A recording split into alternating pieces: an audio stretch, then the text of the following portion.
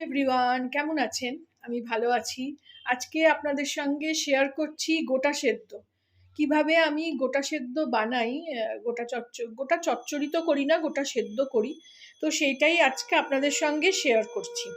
তো এখানে কারোর বাড়িতে পুজো হচ্ছে, এত জোরে জোরে শাক বাজছে যে থেমে গেলে বলবো যে সেটাও আর সময় নেই। তো যাই হোক, শুরুই করছি আমি আমার জিনিস দিয়ে। শাক বাজবেই, পুজো হচ্ছে। এখানে প্রথমে মুগ কড়াই নিয়েছি, যেটা দিয়ে তড়কা করি। এখানে ওই 100 গ্রামের মতন আছে। এটাকে সারা রাত ভিজিয়ে রেখেছিলাম। দেখুন বেশ ফুলে গেছে, এই দেখুন একদম ভেঙে যাচ্ছে। এদিকে নিয়েছি 6টা, যেহেতু আমি একাই তো সেই জন্য ছোটা ছোটা করেই নিয়েছি।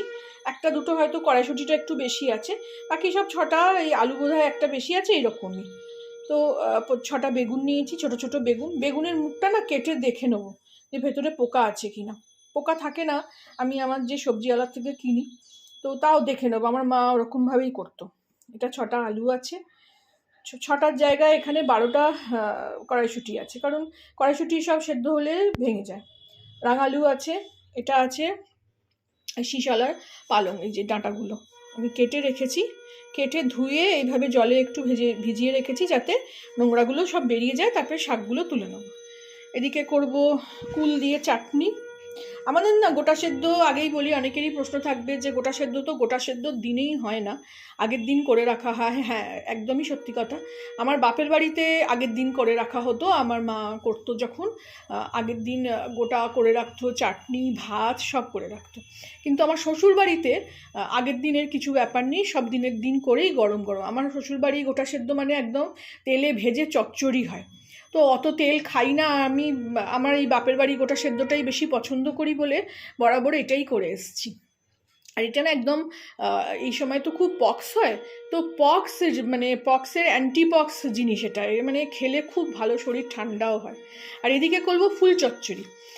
ফুল চচ্চড়িও আমার এতে আছে, চ্যানেলে আছে, আপনারা গিয়ে দেখে আসতে পারেন। ওই আলু কড়াইশুঁটি দিয়ে করব। আর কুলের চাটনিও আমার চ্যানেলে আছে। গোটা সেদ্ধটা আজকে আমি নতুন শেয়ার করছি, কারণ আগে করতে পারিনি। তা আজকে হচ্ছে বলে আজকে আপনাদের সঙ্গে শেয়ার করছি। বাকি প্রসেস নিয়ে আমি ফিরছি। এদিকে দেখুন কুকার বসিয়ে দিচ্ছি। আমি কিন্তু সব কুকারেই করি। আমার মা করতো বড় হাঁড়ি বসাতো, আমাদের জয়েন্ট ফ্যামিলি ছিল তো, তো বড় হাঁড়ি বসিয়ে সেদ্ধ করতো। এখানে আমি কুকারই করব। কুকারটা বসিয়ে দিয়েছি, গরম হয়ে গেছে।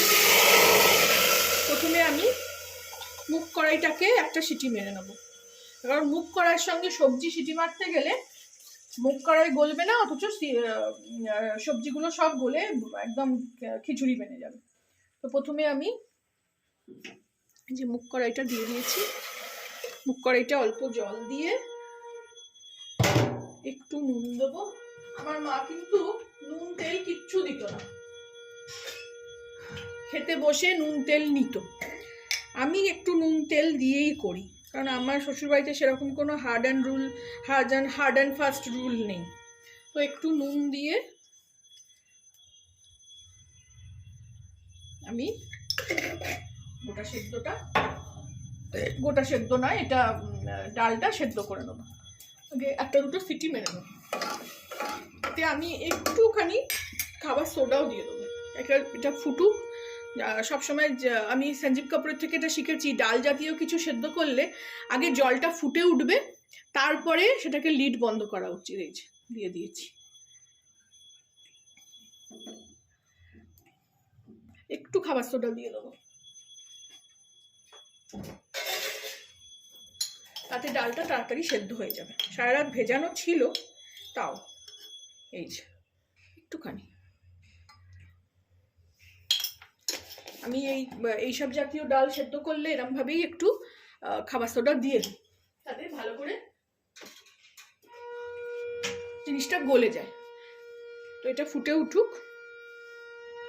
এই দেখুন ডালের ওপরের এই ফেনাটাও কিন্তু এখান থেকে ফেলে দিচ্ছি আমি। যেভাবেই আপনারা করুন, ডালের ওপরের এই ফেনাটা, সেই মুগ ডালই হোক মুসুর ডালই হোক, ফেলে দেওয়া উচিত। এই 1-2 বার ফেলে দিলেই হবে। এই ওপর যেগুলো একদম ভেসে উঠছে সেগুলো দিয়ে। এবার ডাল ফুটে উঠেছে, আমি এবারে এটাকে বন্ধ করে দেবো, দিয়ে দুটো সিটি মেরে নেব।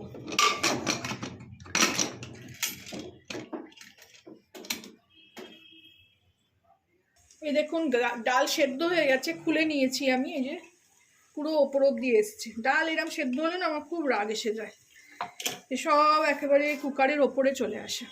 তো যাই হোক, করতেই হবে। এই যে ডাল দেখুন সেদ্ধ হয়ে গেছে একদম। এরপরে আমি এক এক করে সব দিয়ে দেবো। আলু দেবো, সব গোটা গোটা, কিন্তু শুধু বেগুনটায় পোকা হয় বলে আমার মা একটু চিড়ে দিত। আপনারা যারা চিড়ে অত দেখার দরকার হয় না তারা নাও দিতে পারেন, মানে গোটাই দিয়ে দেবেন সব এইভাবে। খুব আমার প্রসেস আসলে খুব ইজি। আমি ওই বাপের বাড়িতে একরকম দেখেছি, শ্বশুর বাড়িতে একরকম দেখেছি। আমি সবসময় যেটা আপনাদেরকে বলি, যেটা আমার ঠিক লাগে সেটা আমি করি। এই দেখুন বেগুনটা এইভাবে চিড়ে চিড়ে দেখে নেব, অল্প করেই চিড়বো। অল্প চিড়লেই বোঝা যাবে যে পোকা আছে কিনা। আর আমার যে সবজিওয়ালা সে পোকা দেয় না অত, মানে ওরকম ওর কাছে পোকা হয় না।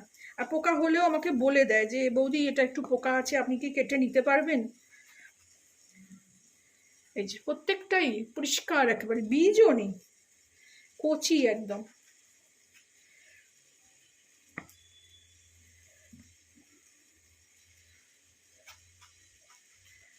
একদম কচি দিয়ে দিলাম।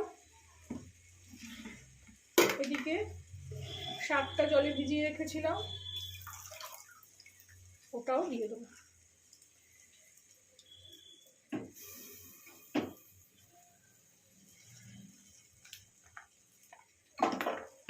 এই ডাঁটাগুলো চিবিয়ে খেতে খুব ভালো লাগে। আর এই আমার মেয়ে তো বলে মা রোজ করে দিলে আমি রোজই খেয়ে নেবো, ডায়েট কন্ট্রোল হয়ে যাবে।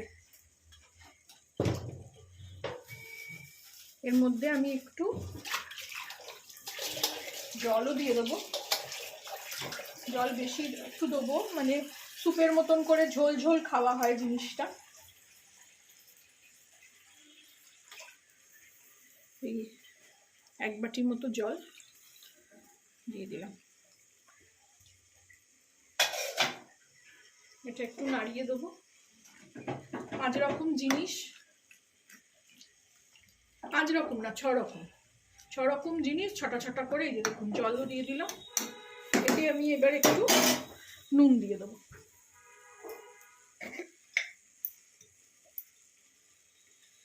এটাকে একটু হাই ফ্লেমে দিই, গরম হয়ে যাবে। নুনটা আমি অল্পই দেবো, দরকার পড়লে আবার পাতে নিয়ে খাবো একটু করে, কারণ বেশি হলে তখন স্যুপটা খাওয়া যাবে না। এটা শুধু দেওয়া যে আলু, রাঙালু এর মধ্যে একটু একটু নুন ঢুকবে।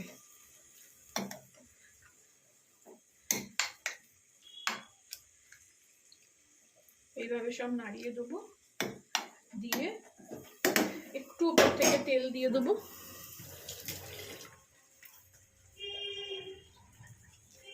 কারণ বাপের বাড়িতে যেটা হয় সেটাও ঠিক, শ্বশুর বাড়িতে যেটা হয় সেটাও ঠিক। যদি তারা নিজেদের মতন করে করে, সেই দুটোকেই অ্যাডপ্ট করে নিয়ে আমি আমার মতন করে করি। সব সময় এইভাবেই করেছি। ভাজাভুজি খুব কমই করেছি, তবে একদিন ভাজাটাও করার ইচ্ছে আছে আপনাদের সঙ্গে শেয়ার করার জন্য, যে আমার শাশুড়ি কিভাবে করতো। এটাও ভীষণ ভালো খেতে হয়। এটা এবার আমি লিডটা লাগিয়ে দেবো। এটা কম আছে, একটা সিটি, একটা থেকে দুটো সিটি পড়লেই হয়ে যাবে।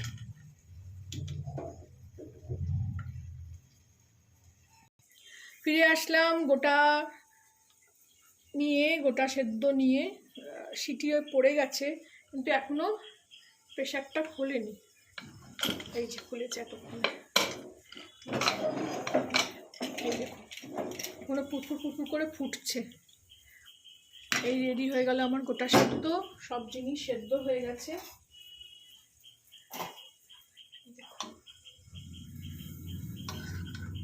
এই যে বেগুন সেদ্ধ হয়ে গেছে, আর তলায় সমস্ত আলু, রাঙালু সব সেদ্ধ হয়ে গেছে। এটা একটু ঠান্ডা হোক, তারপরে একটু পরিবেশন করে নিয়ে নেব। খোলা থাকে, একটু ঠান্ডা হোক। এই দেখুন কি সুন্দর রং লাগছে, ঠান্ডা হয়ে গেছে একটু। এবার এটাকে আমি সার্ভ করে নেবো বাটিতে। এবার এই বাটিটাতে আমি এটাকে সার্ভ করে নেবো। খুব ভারী এই রাঙালু।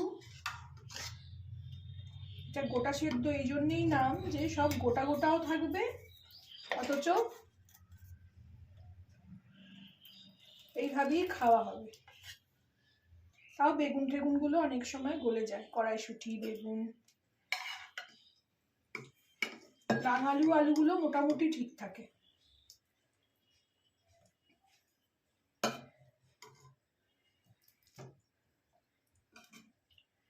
আপনারা কে কে এইভাবে খান জানাবেন। আর যদি এইভাবে খেয়ে না থাকেন অবশ্যই করে খাবেন। এখন এই সময় বাজারে অনেক শীষ পালং পাওয়া যাচ্ছে, কড়াইশুঁটি তো আছেই। ভালো লাগলে এরম ভাবে বানিয়ে খাবেন, আমাকে জানাবেন কেমন লাগলো। ভালো লাগলে আমার চ্যানেলটাকে একটা লাইক, শেয়ার এন্ড সাবস্ক্রাইব করে দেবেন। Thank you for watching.